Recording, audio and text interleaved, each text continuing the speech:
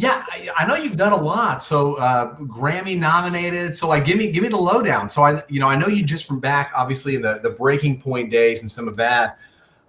Just for my audience who may not know a whole lot about you, just tell us a little bit about They yourself. probably know nothing about me. Golly, I don't know. I've had a blessed life so far. Just so much cool stuff. I'm a musician. I've been a musician ever since I started playing the piano probably when I was 8 or 9, and then picked up a guitar around 12. By 15, I was already playing in the clubs on the weekends. 18, I moved off and went to music college down in Fort Lauderdale, Florida, to learn the art of engineering and production. And golly, fast forward, I worked in studios for years, and then I got a couple record deals. I was in a band called Breaking Point. I was in a band called 12 Stones. And God, I toured on and off for 15 years, and it destroyed me, to say the least. Still alive, made it through it, and then opened a studio where I'm at right now, which I've had in Memphis for the last 10 years. Nice. So what's the name of the studio you have there? Crosstrax Studio. Crosstrax. Okay. It's a really cool studio. It's an old train station from 1889. Oh, wow. So to say there's spirits in here is an understatement. It's a really cool place, and just a really cool vibe. I worked really hard to get the vibe right for artists to make it a really creative space. Awesome, brother.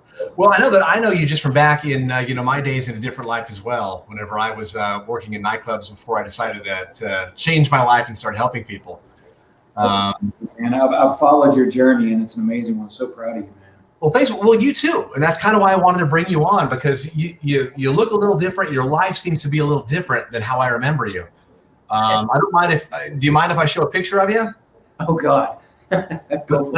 Let's see here. Oh, it's too small. We got to get that larger. Hold on. I'll figure out how to get a larger picture. Oh, I know how to do it. We'll do it. See what you found. There's a couple different ones. We got this one. You know what? That was in Japan, actually. Was it? I know that. Yeah, because I see the something about Air Force probably behind me.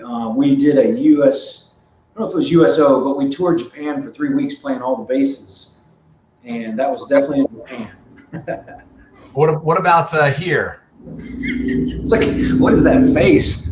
I know, man. You're a rock star. You gotta get intense. No, I don't claim that. But wow, what some cool memories there.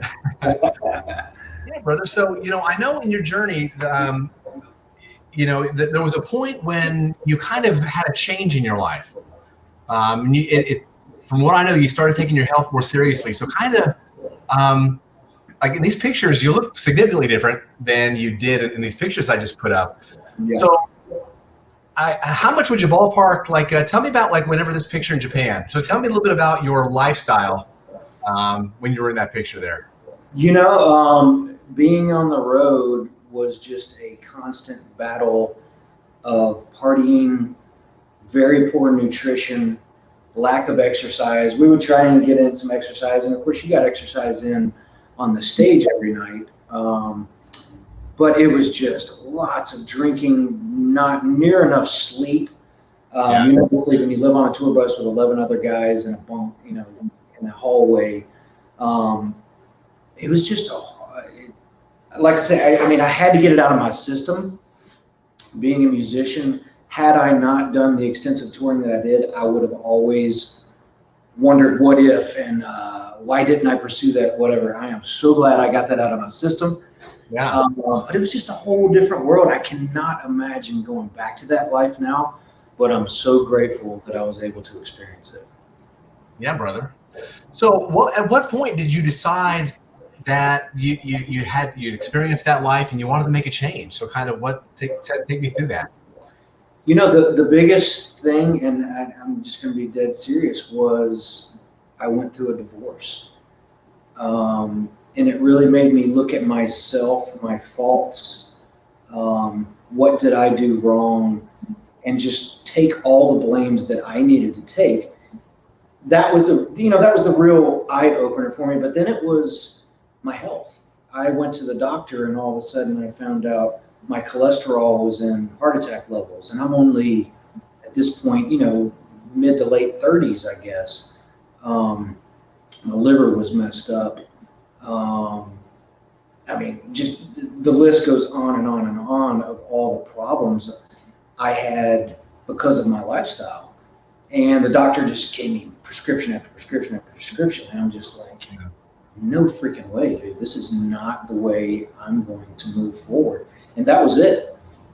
I decided right then and there I was going to do this. I was going to make a change to be a better person, but do it,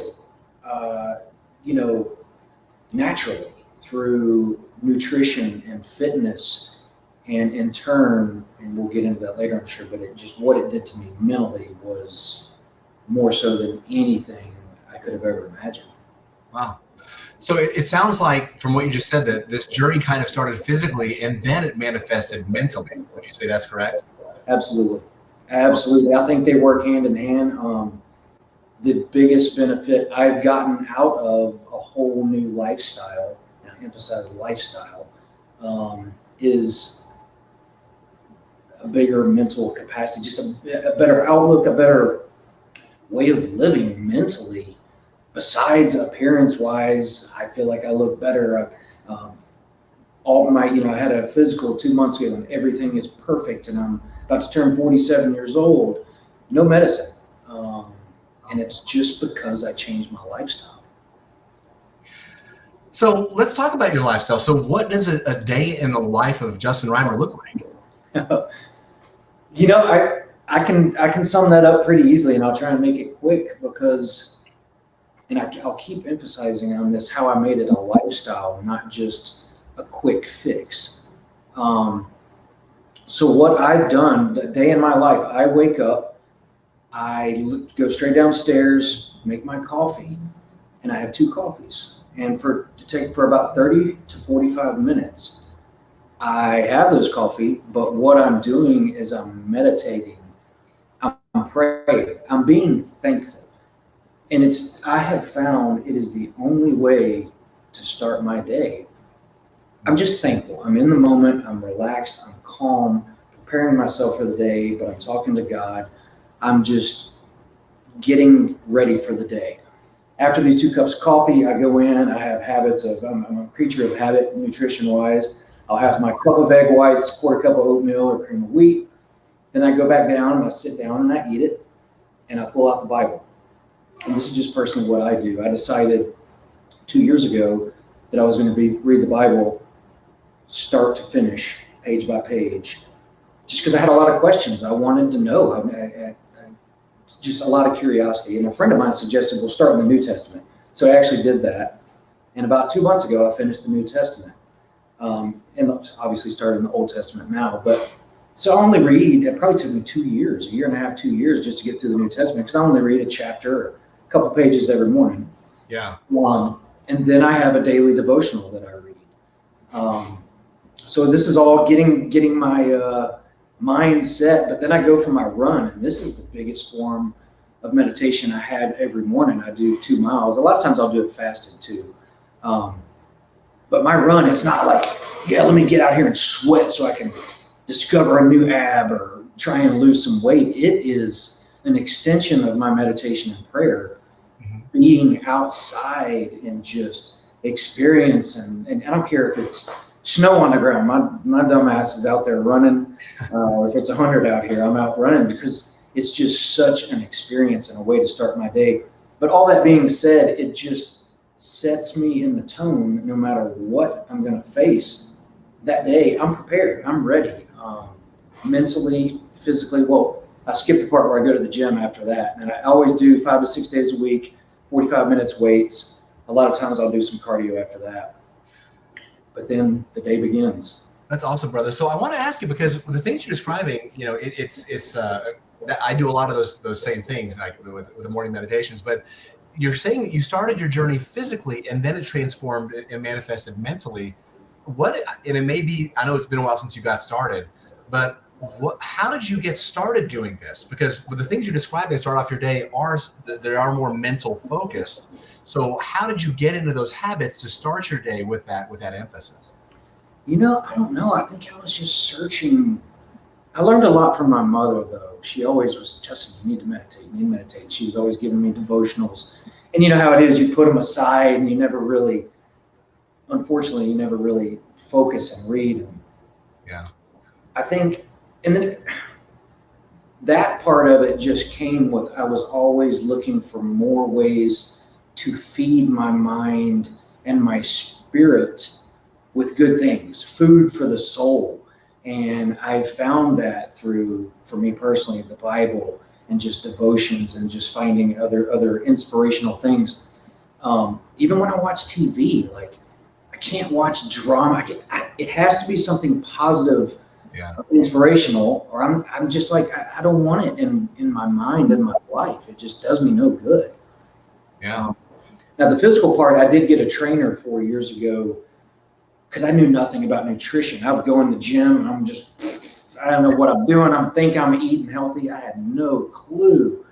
And so I did get a trainer for about 2 years, which changed my whole life because I learned nutrition. I learned healthy working out habits and whatnot. So, a combination of all those things is just kind of where I landed now, but continually learning. So I want to talk to you more and find out more of what you do, Sure. Yeah. And definitely open to do that. Yeah, because that's, I have a lot of similar traits there. So, one of the things when I teach my radical acceptance class is asking people, what you consume is much more than food. So what information are you consuming? What news are you consuming? What entertainment are you consuming? Because that makes up your energy. So if I'm just consuming negative energy constantly, I'm going to be a negative being.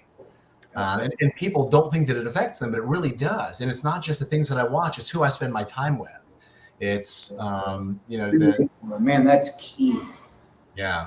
I've lost so many, not lost, but I guess I've chosen to walk my own path and not, I just don't enjoy going and hanging out in the bars with all my old, you know what I mean? Like, I think they're just, and there's nothing wrong with that. I'm not downing them for doing it, but I think you find your path. And like you said, every part of it, and it's people who you hang out with, it's what you watch, it all makes up a part of your energy, like you said.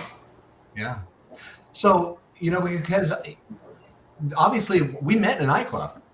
Both of us were up till 12, 1 in the morning with thousands of people, and you've toured the world and had a lot of success. So I guess with that, what does success mean to you? Whew. That's a deep question. I don't care what form. Simple answer is being happy. That's no matter what I do. I don't think I've ever per se been a really materialistic person. I did not choose rock and roll to become a millionaire. Everybody has their dreams, but the reality of it is you're going to be poor, you're going to be miserable. And I chose that path for a reason because I loved what I did, but it made me happy. Well, I thought it did at the time. But I think success for me is just being happy in everything that I do, being happy in all the relationships that I carry.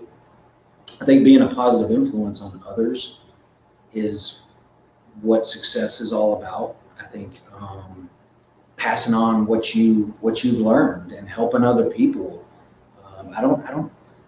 How could there be any more success than that? It's so cool. And what you do, like motivating and helping people, that's success. That's amazing.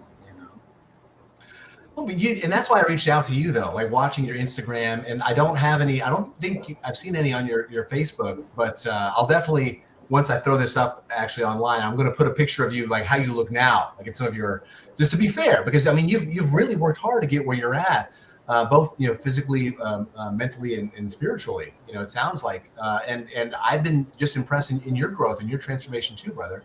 Thank you. So I know that, you said that when you first started off, you got a trainer and the physical piece came first and then the mental piece. What's one piece of advice you would give someone who feels like they don't have the time to focus on their well-being? I think it's so important. I mean, you can't afford not to. And I think the mistake most people make is they're looking for a quick fix. And it's like, well, oh man, I don't have time to go to the gym. I hear this all the time. It's like, man, it's not about the next 30 days of losing that weight. Because if you do these short-term diets or fad trends, whatever it is, you're going to come out worse 2 weeks after that 30 days when it comes back. It's just like, it's horrible. I mean, I say try it, because the benefits you're going to get from changing your life and making this routine, you'll never want to go back, because you're going to feel so good. Why would you ever want to? And it's hard. It's hard. We all have our own obstacles and habits and addictions or whatever it is that we have to overcome. But it's possible. And if you just and it doesn't have to be, giant leaps are made by small steps. It's like, you can't change your life overnight and be like, all right, hell no, it's not going to work. My advice is just take the small steps, whatever it is, one day at a time, because that's what it's all about. Being happy is being present right now and not freaking worrying about next week or 2 weeks from now. You know? Yeah. And that's great. I know my take. I want to get your take, because you've said a couple of things here that I want to kind of dissect. The first one is, they say that they don't have the time for it. And I always say that everything has a cost. Going to the gym has a cost, just like not exercising has a cost. So what does your routine cost you?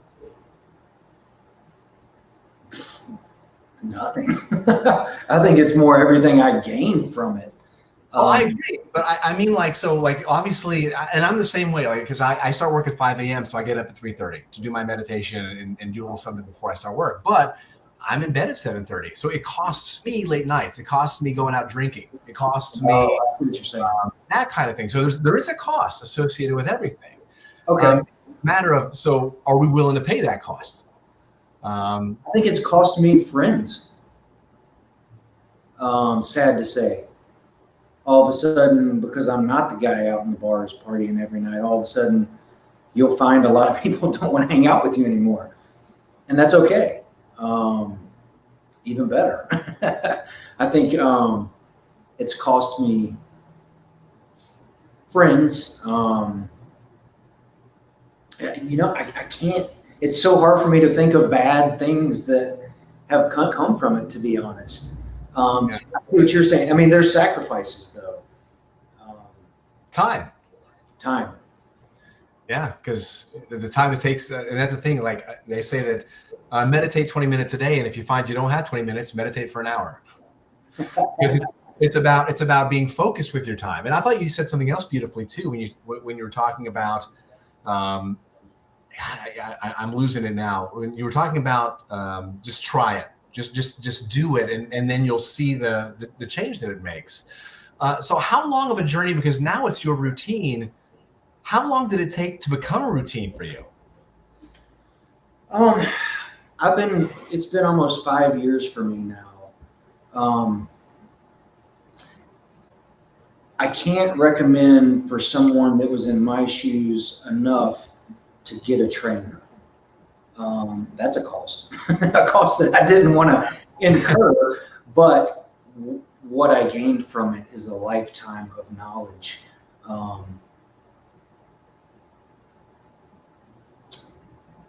So, I mean, it took me, I was probably with him 1.5 years. I think after a year, I didn't need him, but I wanted to learn more about nutrition. Yeah. And then it was just like, well, I've learned, now it's on my own. I think and that's the beauty of it. It's a test almost of sorts. Get off of that leash and get out on your own. And man, it's so cool. But then I just got so deep into, I wanted to know more and more about nutrition. And when the pandemic hit, I almost got my nutrition license. I was looking into that. Chris, a good buddy of mine, the guitar player from Three Doors Down, got his, and he's really into it. He was doing my macros and everything for a while. And we're just dorks about it, always texting about it, keeping up with our MyFitnessPal and all that stuff. But I mean, it took me a good 1.5 years probably, and I'm still learning. And I think that's the beauty of it, though. Yeah. with everything is the journey. It's so exciting, So I remember now what I was going to ask you earlier when you were talking about the journey and about like being present in the moment. So one of the things that I had that I struggled with for a time, and that I still hear from people, is when we have those long-term goals, like you said, hey, this isn't going to be done in 30, 60 days. This is a lifestyle. How do you rectify setting goals yet remaining present in the moment? Because sometimes when we get so goal-oriented, I'm living a month from now, I'm living 3 months from now, I'm living for that big event I want to get ready for. How do you balance doing that while still being grounded in today? I mean, like you just said, I think it's all about just living in the moment. Sometimes though, like I've never wanted to be, since I started like on this journey, like a big, huge bodybuilder or anything. I have my trainer is an IFBB pro. So one time I had him train me just like I was going to do a show. And he's like, well, you got to do a show. I'm like, nah, this is not really me. I don't want to. And anyway, this is just for me. So I trained for like 3 to 4 months. So I made this goal that I was going to train just like I was doing a show. And it was fascinating to me going on that journey and leading up to it. It blew my mind what those people go through. Yeah. To get that body when you walk on stage. I mean, it's insane. And much respect. It's a whole different level of discipline. Yeah. With your all that out. Crazy. But I think, I mean, I don't know. I've found, I don't think there's any other way to be happy than just living in the present. I think our whole lives were, well, I can't, as soon as I finish high school and do this, as soon as I get this college degree, then I'm going to be able to do this. As soon as I make this amount of money, I'm going to be happy. But man, throw all that out the window is what I say. I mean, happiness is found right here, right now. You cannot define happiness. If you chase happiness your whole life, you're never going to experience happiness. Yeah. And it took me a whole half of a lifetime chasing it. So it was like, okay, well, once I get that next top 10 single, okay, well, once you do, you're right back where you started. And did you find happiness at the end of it? No. The happiness is the journey getting there. That's the excitement for me. Like, I love a challenge. I love the journey. I don't care what it is on the way to the goal. I think more so than I do getting the goal. I don't know if that answered your question. I kind of went off. No, it does. Actually, one of the talks I do is called Chasing the Rabbit, why achieving your goals is never enough. Because you for me, if I do an Ironman across the finish line and there's just that empty feeling because I thought I would have some kind of epiphany when I got there and I didn't, because I didn't realize that, like you said, the journey is the destination. But, something you've said a couple of times and dude, the fact that you're so aware of like happiness is here and it's now and it's what you make it. But what do you do when you're not happy? Like, what do you do when you have an obstacle that you encounter that brings you suffering? How do you handle it? For me, I go to God. That's where my spiritual part comes in. Proverbs 3:5-6. I live by that verse daily. Trust in the Lord, and lean not on your own understanding. In all your ways acknowledge him, and he'll make your path straight. And for me, it's changed my life. I literally, even when I signed autographs every night for years, I was like, who the hell am I to be signing a freaking autograph? Like, I am nothing. So I wrote that Bible verse almost every autograph. I tried, just so maybe somebody else would go home and be like, what is this? Edit. What was?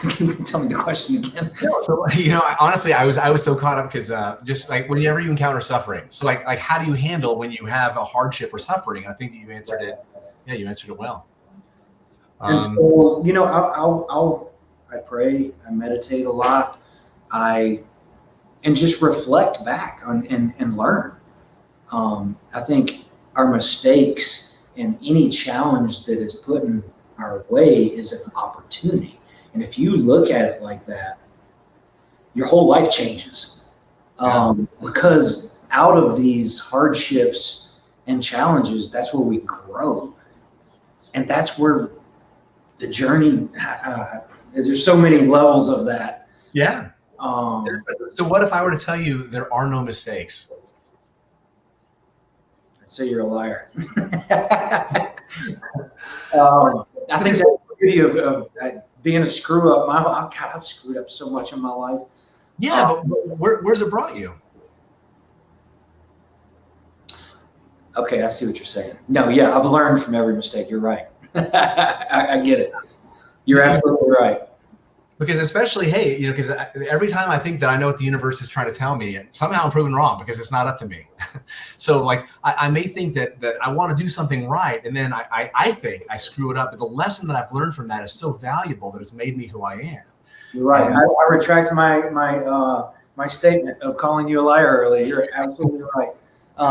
I could also be a liar that way. What's that? I said I could also be a liar, so you don't have to retract that. But not about that. No, you're right. Every mistake is such a lesson and a blessing, is what it is. Yeah, because like the things that I guess, you know, while we're on the subject, one thing I was going to ask you is, what is the most courageous thing you've ever done? Ooh, that's a deep one. I mean, for me, there's a few different things. I think when I was earlier growing up, the most courageous thing I did was dare to dream and live the life that I wanted to live, as opposed to maybe what my family thought I should be doing. And just going off on my own. I moved out at 17 years old. I just was always just on my own path, and I know I pissed my parents off so bad, but I think it took courage.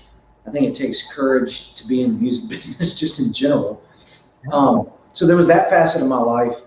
But you know what? The most courageous thing I ever did was take care of my mother when she was dying. I don't think anybody is ever prepared for a task like that or knows what it entails. And it is about being courageous. And for me, I had to man up and do things, just change. It was horrible. It was horrible, but it was the most beautiful and precious time I ever got to spend with my mother. She's your mother. Of course you love her. But during this time, I was her caretaker as she was dying. We became best friends. And it was beautiful. I got to hold her as she passed. And I think the courage it took for me to man up and do that is the most courageous thing I've ever done. And I was so glad to be able to do it. It's beautiful. How do you continue to honor that today? Oh God, every lesson she ever taught me that I never listened to, it's in the back of my head. She was a very, very spiritual woman. I inherited all her books, and it's a lot of books. So slowly I'm taking them off the shelf and peeking in and starting to get into it. I think just everything she taught me carries with me. I find myself becoming more and more like her every day, and it blows my mind. You never wanted to believe that as a child, that you're like your parents, but man, it's coming back on me tenfold now. Yeah. Even my daughter is like, good God, you're turning into grandmommy. Well, one day your daughter's going to turn into you. So, you know. Oh, don't tell her that. No, she's amazing. I have the most amazing daughter. She turns 18 next month. And just really blows my mind. Man, I know. And because I left Memphis 2004, 2005. So, I mean, she was just barely, 2 or 3. Yeah. So I guess even with that, like with your daughter, with the business you have now, what do you feel you're intended to do in this life? A lot of, in the last 10 years is to help others achieve their dreams, by being a producer and making all these amazing records I've been able and blessed to be a part of. Helping people achieve their dreams, being for me spiritually is being a light from what little I know and I'm learning every day, but just to let that light flow out of me to other people to help inspire them, whether it's musically or health-wise, nutrition-wise, whatever. I surely don't know a lot, but I'm learning every day. And I think but I also think every day you live your life is another intention, because every day is another purpose. The people that you meet on a daily basis, everyone you come encounter with, you have an opportunity to have a purpose, like literally. And that goes with all of our relationships in our lives, or just a stranger you pass on the street, smiling at them could change their day, telling them they look beautiful, telling a pregnant woman she looks beautiful pregnant. I mean, just little things, I think, is what we're intended to do, and that all goes back to living in the moment for today, in today. And I think every day does have its own purpose and what you're intended to do. I don't know what I'm intended to do 10 years from now. But I know right now, day to day, you can be a blessing to numerous people, That's awesome, brother. So what would you say to someone who is lost? Someone who right now, like we said, there's a lot of negativity out there. People are overwhelmed. People don't know where to turn. People feel very isolated. What message would you give? I would say, just take it slow. Everything's going to be all right. Don't freak yourself out. Like, look, we all suck at life. We all have to overcome things. We all have, whether it's an addiction or bad habits, or we need to lose weight, or whatever it is. Just it's all about small steps. And I think, best advice you could ever give, or for me, is just take it day by day. Don't worry about next week what the scale is going to look like. Heck, don't even get on the scale for a while. Just worry about what you can do, the small steps. What can you do every day that's going to start changing your life? Not temporarily. I'm talking about for the rest of your life. And that's so many factors. It goes back to what we were saying about ingesting positivity, whether it's from the TV, the radio, your friends, who you're hanging out with. All these factors go into becoming a better person, and I think really changing who you are on the inside. We can all pretend to be somebody different on the outside, but what's going on the inside is what's really going to make it long term, and it's a daily building process, I feel like. So I would just say, small steps equal giant leaps. Just take it slow and just enjoy the ride. I love that, brother. One of the things I talk about, because I've been studying a lot of Eastern philosophies, and one of the things with Buddhism is called right intention. So like, if I have 8 people that all want to lose weight, one person's doing it because they just turned the age they were when their dad died. One person's doing it because they got a high school reunion coming up. One person's doing it because they just got a divorce. They want to look healthy again. One person's doing it because, for whatever reason. They all have very different reasons for the same goal. However strong their why is how successful they're going to be long term. So if it's something that's very depending on how intrinsic that the value is, for them will determine the long-term success. So I think you said it well, just, hey, what am I doing today? And kind of why do I want to do it? But small steps. Don't get overwhelmed with it. So I thought that was I think it's in recognizing things that make you feel better or stronger, mentally, physically, whatever it is. And don't throw those away. Make them do more of that. And find something that makes you happy. Well, but some people turn to food for that. Some people turn to cigarettes for that. So, so we gotta be careful, just finding things that make you happy, because I think, for me, part of the problem is if I find things outside myself that make me happy, I'm always contingent, and I'm never truly happy inside, because I'm never just happy with me. So how do you deal with self-acceptance? Because I know you said earlier, man, I've screwed up a lot in your life. How do you have you always just let that kind of run off your back, or take me through the process of how you just come to accept it? I think I have a hard time. I get so mad at myself. I'll look in the mirror and I'm like, no, that's not how I'm supposed to think. It's like, dude, come on. I'll be 50 in 3 years. Not that means anything. I'm 50 years young, but I think coming to this realization that there's going to start to be some flaws, not flaws, some, there are flaws. and it's hard right now. My hair is getting so thin. I'm just, hey, easy. hey, I'm taking your route soon, man. That's what's up. I mean, I think it's just these small things. I don't know. I think it's I'm learning on a daily basis about accepting these things. But I think it's more about recognizing things that make you happy and are a positive influence on your life, and just doing more of that. And I don't know. In turn, I think that makes you content and maybe a little easier on yourself. Yeah.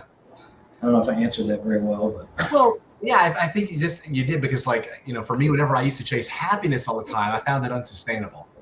So, but I find being content sustainable, because it used to be like, if I'm always trying to be happy, I mean, I used to screw up a ton of relationships that way. Because if I'm always like, no, things have to be great all the time, then they're not, and just realizing that it's okay. It's okay to have a bad day. It's okay that I'm not feeling great today. It's okay that I didn't eat well today, because I got to look at it like life is a cycle. And one of the things that helped me is whenever things were really good, I would tell myself, well, this too shall pass. absolutely. Only because I don't want to get stuck. I don't want to take it for granted, and I also don't want to expect it. I don't deserve a constant state of ecstasy. I grow, like you said earlier. The challenges make me grow. So if everything's always happy, I'm just stuck in some delusional dream world, and I never really have any true experience. Yeah, you're so right. When you said accepting today's a bad day, it may be a bad week. We all have to accept that and go through it. And like I was saying earlier, if you can accept that challenge as a growth opportunity, man, it's amazing how your life can change if you start looking at obstacles as opportunities. Yeah, I agree, brother. Yeah, because neither one of us have it all figured out. But just, to think about, like, if we would have had a conversation, 20 years ago about this, it would have been a very different conversation.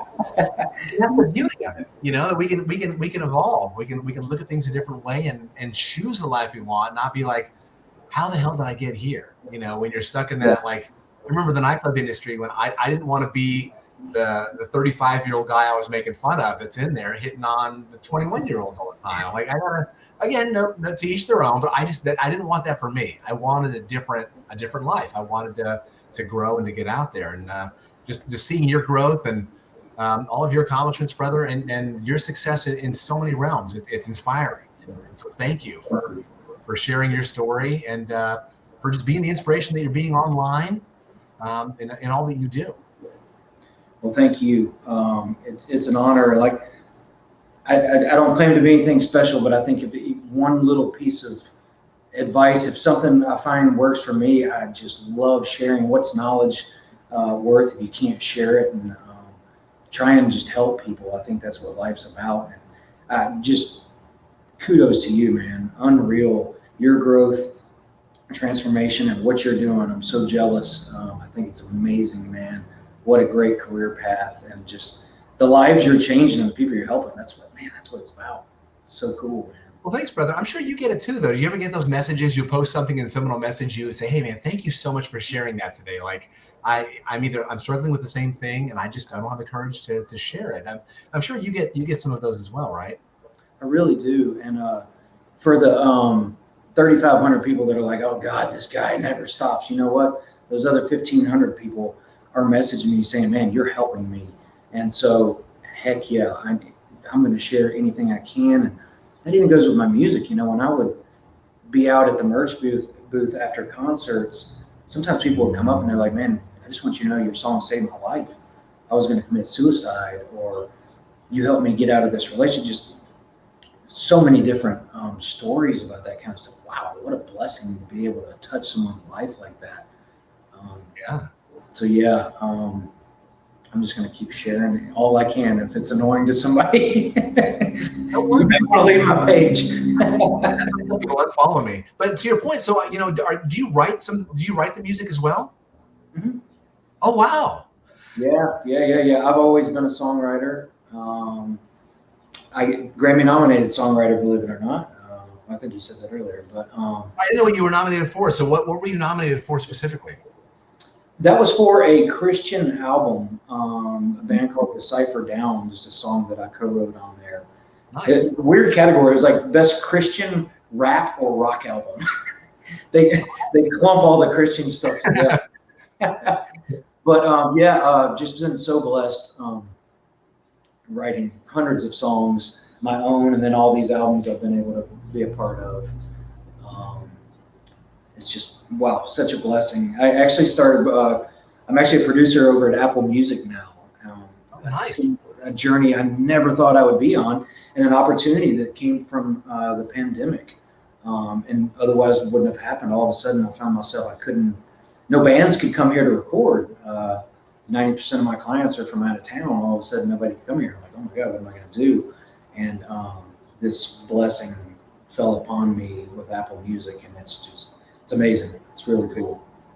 That's awesome, brother. I can't wait to see kind of what how that grows, and just what an influence that's going to have just on countless others. And I still have on my workout mix, I still have One of a Kind, which whenever you were with Breaking Point, that's still on my workout mix, man. I love that song. Didn't the wrestler have that as his intro? Was it Triple H? No, it was Rob Van Dam. Okay. But I have a story about Triple H actually. One time, Triple H was against Rob Van Dam for the whatever title it was, and it was at the Staples Center in LA, and I was actually there, and Shaq was sitting beside me, and just celebrity, whatever. Lemmy did Triple H's theme song, and Lemmy was sitting right in front of me, and it was my song against Lemmy's, and I'm a huge Motorhead fan, so what an honor it was, and he won in the end. So. And so those are awesome surreal moments, and for you to talking about success, none of that came up. Like you didn't talk about any of that. I'm honored to know you, brother. Just you're humble, you're talented, you're an inspiration. So thank you so much for taking the time to chat. And hopefully, if one person watches this, which other than us, maybe hopefully we'll make a difference for somebody out there. Absolutely, what a blessing. Thank you so much for having me, man. I really enjoyed it. Thanks, brother. I'm gonna end it here, and we'll chat soon. Sounds great, brother. Be well.